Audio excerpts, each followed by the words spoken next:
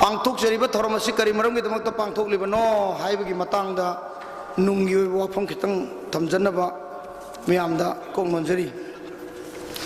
Manipur state Shumang Leela council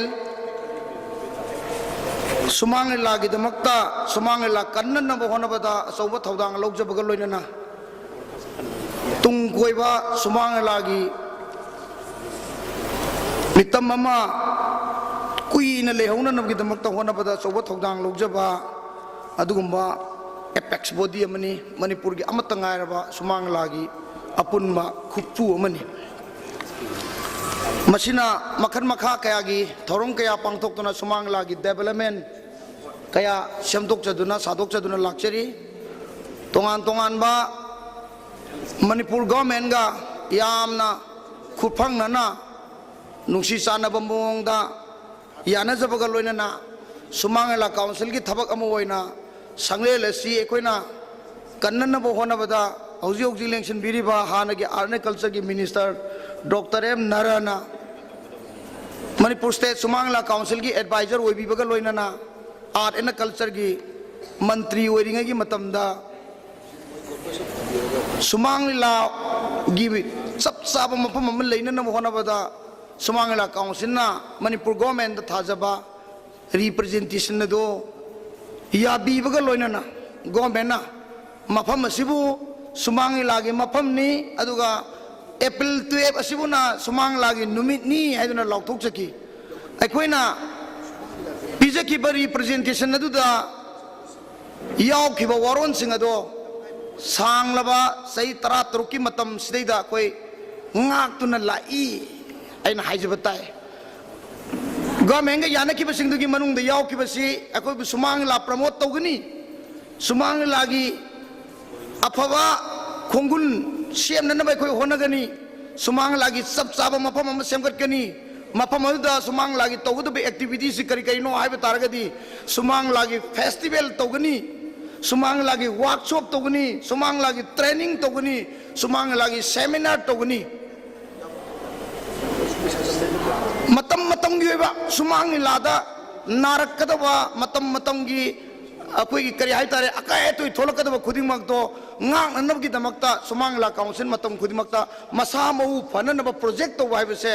अखोई की इथौ ओइगनी हाइदना गवर्नमेंट दा अखोइना पीखिबा रिप्रेजेंटेशन अदुगी मनुंगदा यावजबा ngakni aduna ngasi pangthokadoriba thauramasi अखोइददी आहान बदि नत्रे मतंग मतंग मणिपुर स्टेट सुमांग लीला काउंसिल ना पांथोकपा सेमिनार वर्कशॉप से वर्कशॉप ती हौजिक थिएटर मिरर गा कोई पुंजलगा पांथोइबा वर्कशॉप सी कुनगा माथोइरक कुनगा निथोइरक सुरे अदुगा था अमा चुमना पांथोकपनी अदुबो सेमिनार हाइ तारगदी अखोइना तौजबसी हप्ता अमगी हौजिक ngasiमा अखोइगी पेपर रीडर ओइबिरिबसिंगसु अदुम खंगबिरंगनी हप्ता अमगी सेमिनार अखोइ पांथोखरे नुइ मंगानी की पांथोखरे नोमगी ओइबा पांथोखरे नुमि हुमनी की ओइबसु अखोइ पांथोखरे अदु हंतकिसि थारगन मणिपुर स्टेट सुमांग लीला काउंसिल पांथोकपसि सही खरसिगी मनुंगदा सेमिनार से अखोइना खुद थेक्तुना पाबा मतमदा 13 गुंबा 33 गुंबा ओइगनी 13 ओइगद्रा 33 ओइगद्रा हाइबसे सममनबा खतंग लेबिदुना इना हाइजै अदुना 13 नत्रगा 33 दी सुचोइ सोइदुना ओइरे अदुना हंतकिसिना क्वाइदगी मवोंग तोप सेमिनार अमनी ममांगैदा खनरमदी सुमांग लीला हाइबा आर्ट फॉर्म असे करिनो सुमांग लीला कमदौना कनगदगी हाइबरोमदा खनरमबनी अदुना सुमांग लीला कदाइदगी हौरएना खनरमबनी अदु ngasiदी अखोइना खनगदब नैनगदबसिगी मनुंगदा सुमांग लीला असे कनबगा लोइनना सुमांग लीला सानरिबा मियोइसिंगसि कमदौना डेवलप तौगदगे सुमांग लीला की कलाकार सिंह कमदौना मचिनजाक हुनगदगे मखोइगी लौसिंगी चिनजाक अमसुंग सखाव की चिनजाक असे कमदौना पीगदगे हाइबा सोमदा नैना निंगबगी नैना रोल अदु ngasiदी ngasiगी सेमिनार्स द फंगनी हाइना खले मरु मरुइना अमुकसो सुमांग लीला काउंसिल ना सेमजरबा सुमांग लीला काउंसिल ना मणिपुर गवर्नमेंट रिप्रेजेंटेशन तौदना अखोइना थमजरबा सुमांग लीला के दमक तो गवर्नमेंट सु यामक तौबिरबा अखोइगी संगलेल असे तुंग कोइबदा taseng taru na government ekoi da pirabra natra ekoi oirabra haibana singba question kaya amasu lakane ne wakan khanje aduna hairiba seminar asige manungda taseng na nainagadoba paper ekoi mari khak tamje ahan bada october gi tarik ama ngasigi pangtuk cheriba formen function je het loibaga ihan han bada Manipuri Shumang Leela ga isai nongmai ga leinaba mari haibas da seron paktok pigadabase ekhoigi oza makhomani doctor makhomani mongsabana pathok pigani number ani da ani suba oina pathok pigadaba Shumang Leela ga script ga leinaba mari haibase da Dr. Rajen Toijamba oza sina pathok pigani hayeng pung tara dagi amu paba hogani pung tara dagi pabi gadori bisina October ki tarik ani ki pung tara da pabi gadori bisina Manipuri theater Phagi Leela Moirang Prabha amasung Shumang Leela aduga amuksu loina nupi Leela haibam su happy masibu pathok pigadori bisina oza PH Gunachandra Sharmana pathok pigani aduga hayeng nungtin gi hayeng ani suba paper oina pathok pigadabsina Shumang Leela gi maram chat Shumang Leela council Shumang Leela gi artist writer director association hai besida seron pathok pigadabsina ekoi gi oja kheti jugindo na pathok pigani aduna haijariba tamjariba topic sing asiki manungda anubo oina seminar gi masal loira kadabasi matangda anda lailong ta tobiu I'm haijage Shumang Leela council haibase tasengna anuba writer sing irak pasingi manungda tonganba amo oigani na hamakai nainaram da ba amo oigani Shumang Leela council na sina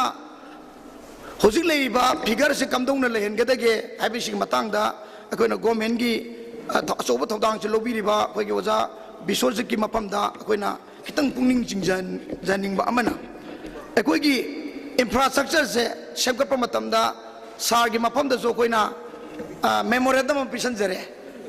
pisan jare si kaino hai matamda mapam se akoi Shumang Leela gi mapam ni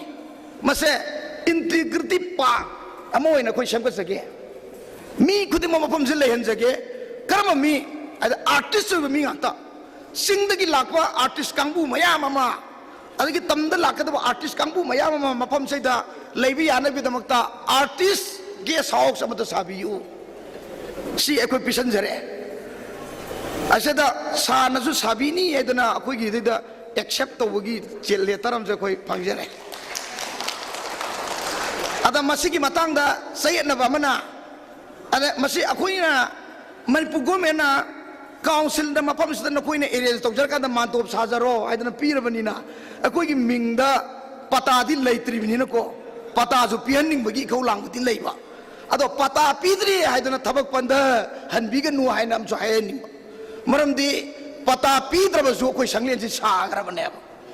adai asom da toilet complex habi gra bane ba aduna pata pibi gera pibi roina madu yamna pibi ba matam da jo adum pamdi pamjara khara tapta birajo artist khum se guest house im tadi koi sabiyo koi doctor narana su yamna kanna minister wenge matam da haibiramane ahalaman mayam jingse Shumang Leela yauru bai je taseng bai bada ai samak ta thengna ba ai gi yung sana sukcha sana dre ngasi ji mak ai gi Shumang nakan da mi am siraga lew ai sangam dra maramdi mi si badu budi ai gi seminar na lui na sela khrabni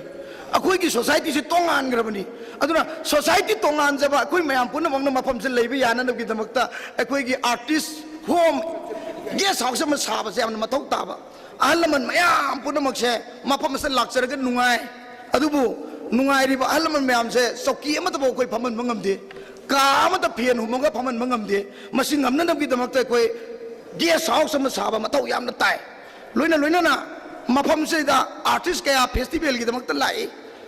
singdagi arab hakumda oja jugindro na tribal festival ma pangtoi jagoi yoiba mafam da matamdugi mi tindok tinjin ai na oijabani aduna moina hai as akoina isai sakaduri mafam siga odong na sana gidre akoina leiriba mana leiri jaga du natai sa da awang bio sidi leiru isai sakadaba nupa da awang bio sidi leiru pura ta natai sa da jan moina engon na wai tore oza hemanta akoina leiri mafam siga isai sakadu tai cha de akoi se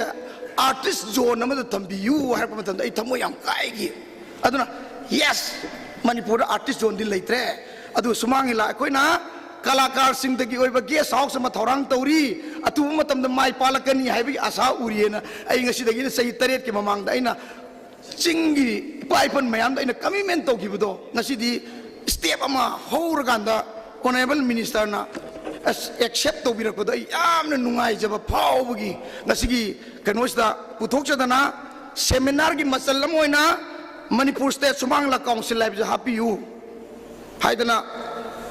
ai basingda hangkat sarakanda council ni maramda suksoi sodram ki nainarakani council si matau kandong ni hingan sige kalakar sing matau kandong ni hingan sige kalakar hingma matamda ngasidi Shumang Leela kalakar sing si angak pa mani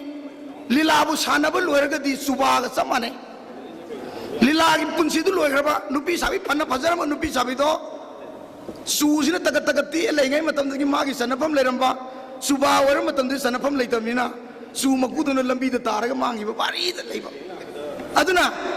makoi sing du kamai torganda Japan da di suji saba loi thoka suba si lang thok tre kamai to gebo rang ma sangjal laga leina som semi adumaina Manipur da so Shumang Leela dagi potharaba kalakar sing suba ne nu huntu ob sing se kamdauna apa decorated ama torga afaba sinna ba yama famda thamjige haibase seminar sa soidam ki mami tarakani na ini khalle aduna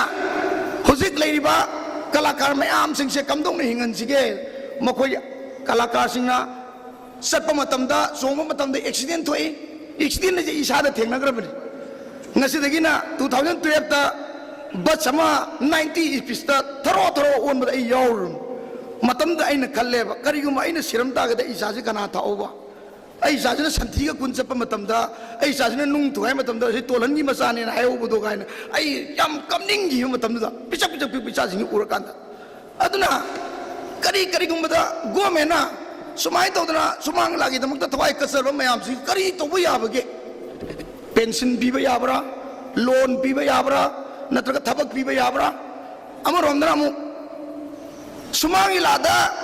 sahi taraga bese ka phangmale kun nga phangmale moi ju takamanji Manipur gi his excellency governor na pir ba pai du lei na kana da na ko tumin na pat lag mang le even ayong tamyang mang da sak tak che ge khoi nongai thi bom sa ang ta ko piu nongai thi bom sa se aina sum pa ma da na magi award se 27 award from Manipur State Kala Academy adu ma kai dori ma ji khare le di koilas thabe ang ka da le magi da makta mukoi gumba kaya sigi da makta koi na kai to kada ge haibase seminars da mami tarakani na khalli aduna asiguma mayam sigi ko ngana ba government gi lechu to wiri ba ai koi gi oza sing gi mai kai da so koi na thamjaning mane aduna atuba matamda ai koi gi seminar se pangthok na ba hona jage aduna asiguma kaya phungbang na leiri ba wakat pamse leitadra Tobirak pa yai, tobirak ta pa yai, adubu makoi si haibam thokpa, wakapam thokpa di, hai gre, haiba se sin nang haiba ki wana ta duna, ai bada lehona nam ki damakta, raita poi na lehona nam ki damakta, khanaron amada khana ki haiba du kang nam ki damakta, ngasi ki workshop, ngasi ki seminar se, taseng na pangthok jabani, haiba wapam si thamjaraga, nungi wapam thamba matang sa loisin jake.